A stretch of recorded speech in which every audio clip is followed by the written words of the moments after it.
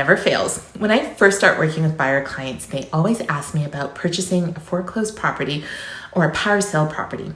And the reason they ask me this is because they believe they're going to get a really good deal on a house and pay less on a home. If you watch a lot of HGTV or TLC home buying shows, people buying homes south of the border may find it a great way to get a good deal, but here in Ontario, it may not necessarily be the case. Disclaimer, I'm not a lawyer or solicitor and I'm not providing legal advice, just providing a little bit of an overview of how power of sale and foreclosed properties work here in Ontario. If someone who owns a home and has a mortgage on their property doesn't pay their mortgage, after a certain amount of time, the lender's going to want their money back. The lender could be a bank, an institution, a private lender, and they'll want to get paid. So one of the remedies they can invoke would either be a foreclosure or a power of sale. There are other types of remedies that are available, but these are the most popular.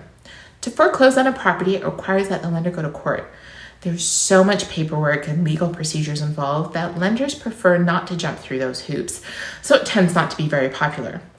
Power of sale is much easier procedure, so it's most popular, and it occurs in about 90% of cases in Ontario. There's a law in Canada that says a lender must get fair market value. This is key because with fair market value as a buyer, you're not necessarily going to get the best deal on the street. When a home goes into power of sale, there are lawyers involved and they'll most likely hire a realtor to facilitate the sale. The realtor is hired by the lender and the lender's lawyers and work for the lender, not the homeowner. And the realtor is required to get fair market value.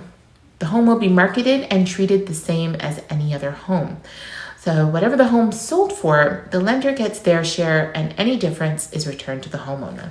For example, if the mortgage balance is $200,000 and the home is worth $800,000 and the home is sold for $800,000, the lender gets back their $200,000 plus legal fees, and the balance and whatever's left over from the realtor fees are deducted goes to the homeowner.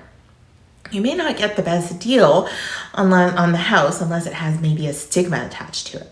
Something may have happened in the home or it could have been used for illegal activity, and therefore priced appropriately to reflect that stigma.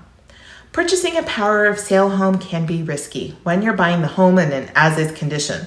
What you see is what you get, whether there are holes in the roof or cracks in the foundation. Sometimes it's what you don't see is what you end up with too, such as termites. In case you're putting an offer on a power of sale home, there are a couple of things you can do to protect yourself. The first thing is to make sure it's conditional on your lawyer's review, as well as a home inspection. Maybe a few different types of home inspections. A complete home inspection should look at everything, such as using a thermal camera and include a termite inspection, a wet inspection, WETT, which is used for wood-burning fireplaces, and a pool inspection in case there's a swimming pool in the house.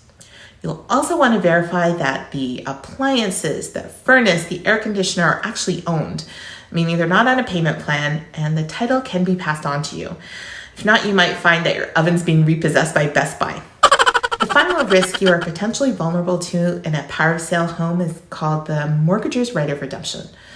The mortgager, the person who has the mortgage, has the right to pay up the mortgage up until the day of closing. So this is especially risky if you're the end user of the home, meaning you plan on moving in after closing. If the mortgager pays off the balance of the mortgage, wins the lottery, or has a rich uncle die and pays it off before closing, you don't get the keys to the house and you could end up being homeless. If you purchase the home as an investment and it doesn't close because of the mortgager's right of redemption, then it would just be the cost of doing business. Check out my other real estate tips and educational videos by following my channel. Visit my website to get free copies of my popular books on buying and selling real estate.